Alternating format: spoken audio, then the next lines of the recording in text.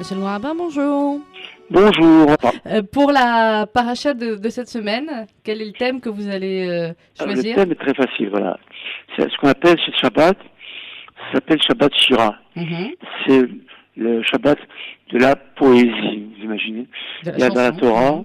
une semaine consacrée à la poésie, à la beauté, à l'art, au transport, par tout ce qui est bien et esthétique, vous voyez. Mhm. Il y a le caractère esthétique des choses et en même temps le côté du transport. Alors je reviendrai tout à l'heure sur l'importance du chant dans la prière, dans la vie d'une manière générale et même dans la ferveur religieuse. De quoi il s'agit?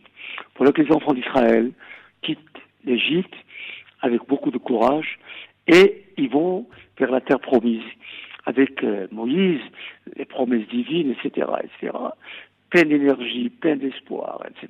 Et puis, c'est marqué dans le texte, à un moment, vers le 7e jour, il se retourne, et qu'est-ce qu'il voit? Il voit l'armée du Pharaon en train de les poursuivre. Et c'est marqué, il a vu, comme si c'était le prince de l'Égypte qui était là, le prince spirituel. Vous savez ce que c'est l'atavisme de quelqu'un qui a été esclave Mhm. pendant des milliers d'années? Vous savez combien? C'est extrêmement très, très important pour qu'il puisse retrouver la liberté et la conscience de sa propre liberté. On a toujours une sorte de peur, de frayeur inexpliquée devant ceux qui vous écrasaient tout au long de notre vie. Tous les gens qui étaient là et qui vous oppressaient, vous opprimaient, vous maltraitaient, etc. Vous avez intégré la maltraitance, intégré la méchanceté de l'autre pour dire c'est ce qui est normal et il a tous les pouvoirs. Et finalement, vous êtes formaté, transformé, lorsque vous voyez cette personne, ou ce roi, ou ce prince, quel qu'il soit, qui vous a opprimé toute sa vie, et qu'il est là, debout, avec son épée, et avec son habillement, etc. Vous, un petit esclave, vous êtes en train de le regarder, vous êtes pris par le vertige de la peur, et vous perdez exactement tous vos moyens. Voilà ce qui est arrivé à Israël. Mhm. Ils étaient libérés physiquement d'Égypte, mais pas philosophiquement, intellectuellement, spirituellement. Il restait en eux l'Égypte qui les a habités. Ils étaient habités par l'Égypte. Ils ont quitté l'Égypte physiquement, mais l'Égypte a été transportée dans leur cœur. Et vous voyez le roi d'Égypte, les pouvoirs d'Égypte, etc., comme étant l'émanation, je veux dire, de la réalité spirituelle mondiale. Vous voyez, la fascination. Vous savez, nous est arrivé, nous, au Maroc, quand on était tout petit, d'être fascinés par les généraux français, d'être fascinés par l'armée française, Mhm. d'être fascinés par la culture française qui était là. Nous étions marocains, mais nous ne savions pas combien notre culture, la culture de la Torah, la culture du pays dans lequel on a vécu, Était avait une fascinante valeur aussi. extraordinaire Ouais. par rapport au reste du monde. Et on était, c'est ça ce qu'on appelle colonisé, on était spirituellement colonisé, au point que lorsqu'on voyait un général, eh bien on tremblait de peur presque. Hein. Contacter le général Join ou le général Guillaume, c'était un événement, hein, alors qu'aujourd'hui, les choses ont changé complètement. Et c'est pourquoi ils ont eu peur. Et qu'est-ce qu'ils ont fait quand on a peur? On parle plus, on ne chante plus. Ils se sont mis à crier. Vaïtsahakou, Béné Israël et Hachem. Ils ont crié à Kodesh Baruch. Ils ont crié, ils ne pouvaient plus parler. C'est comme si vous dites aïe, aïe, aïe, aïe. Je crie, je crie, je crie. Mais le cri, c'est l'expression d'une douleur qui ne laisse même pas le temps de l'exprimer par un mot. Mhm. Je peux pas dire j'ai mal au ventre ou j'ai mal au cœur ou ceci et cela. Je crie, je dis j'ai mal. Simplement, je ne vais même pas dire le mot. J'ai mal, je crie. Je crie parce que la catastrophe est là, parce que la douleur se présente, parce que la mort plane. Je crie. Voilà le cri. Quelqu'un qui est effrayé, il ne parle pas, il ne dit même pas au secours au départ, il se met à crier. Et c'est ce qui est arrivé. Vaïtsahakou, c'est ça la tsiaka. Et la tsiaka, vous savez, même si elle est l'expression un petit peu d'une dépression quelconque, Mhm. est très écoutée par Akadosh Baruch Hu.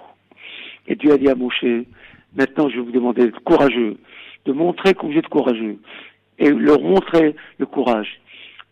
Avancez, Moïse dit, mais comment la mer, il a avancé dans la mer. Et alors le Midrash qui raconte que les tribus se regardaient l'une l'autre. C'est toi le premier, c'est toi le deuxième. Et puis personne n'osait sauter dans la mer jusqu'à ce que l'Archon le fasse. Tichel et Yehuda. Et en ce moment, il a acquis, je peux dire, le sens même de la royauté, c'est-à-dire du courage. Il a eu la facilité, dans une certaine mesure, de risquer la mort plutôt que la peur. Et vous savez la suite qui est arrivée. La mer s'est fondue en 12 passages, et les 12 tribus sont passées, et ils ont traversé. Mais voilà, même pendant qu'ils étaient dans la mer, ils voyaient les Égyptiens les poursuivre dans la mer. Vous imaginez? Ils ont profité des couloirs qui ont été construits, entre guillemets, pour Israël, pour que les Égyptiens eux-mêmes se ruent dans ces boulevards, entre guillemets, pour poursuivre Israël. Mais qu'est-ce qu'il a fait à Kadosh Baruch Hu?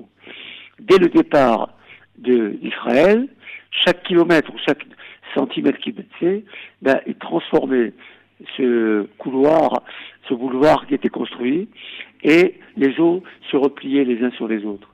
Et Israël se retournait et voyait les Égyptiens noyés dans l'eau. Et en ce moment-là, ils ont compris combien est grande la présence de Kadosh Baruch Hu. Ce qu'ils ont vu sur la mer, les miracles qu'ils ont vus, étaient beaucoup plus importants que tous les miracles qu'ils ont vus en Égypte. C'est ce que nous raconte la Haggadah de Pessah. Combien de centaines de miracles ils ont vus et auxquels ils ont assisté, et ils ont manifesté leur enthousiasme. Après le cri, c'est la parole, on parle. On dit, où est ma femme, où est ma fille, où est mon fils? On parle avec eux.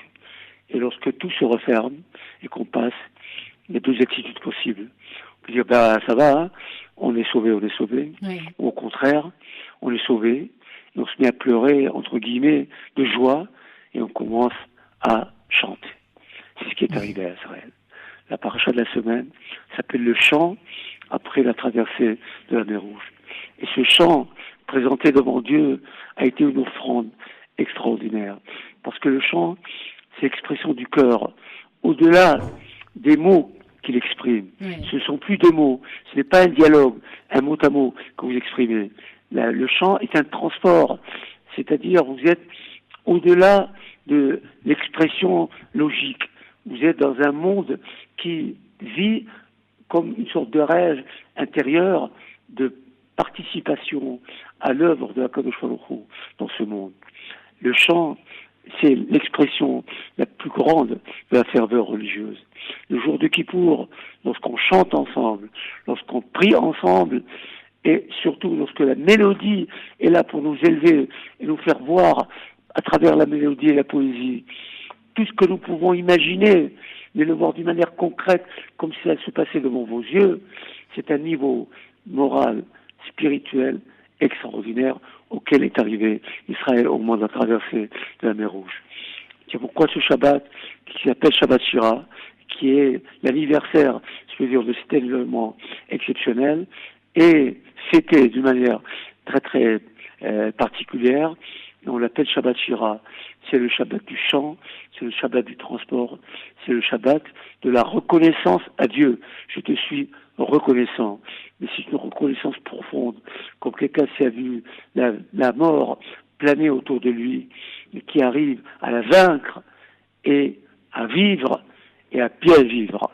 Vivre dans la confiance en soi-même, vivre dans la confiance en la Kadosh Baruch Hu, se sentir libre d'avancer dans la vie, avec tous les moyens dont Dieu nous a disposé pour nous, et que nous pouvons, je suis sûr, avec la grâce de Dieu, réussir, et que nous réussirons encore aujourd'hui, malgré tous les cris que nous pouvons pousser devant les ennemis, en Israël, dans le monde, un antisémitisme qui est un cancer, qui est en train de se réveiller gentiment par des mots, par des regards, par des actions catastrophiques. Et je peux dire que même par certaines associations israéliennes qui s'appellent des associations d'humanitaires, etc., et qui prônent et qui développent la haine contre Israël et qui veulent refroidir le dynamisme de Tsahal.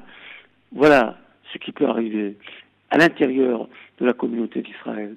Et c'est pourquoi nous devons, nous, chanter la gloire de Dieu pour qu'il puisse nous écouter, éliminer tous nos ennemis, et retrouver la paix, le bonheur exceptionnel que nous pouvons vivre ce Shabbat en Israël. Eh bien, écoutez, c'est ce qu'on vous souhaite. Merci, Monsieur le Grand Shabbat Rabbin. Shalom Mevorach. Shabbat Shalom à vous aussi. Rendez-vous vendredi prochain.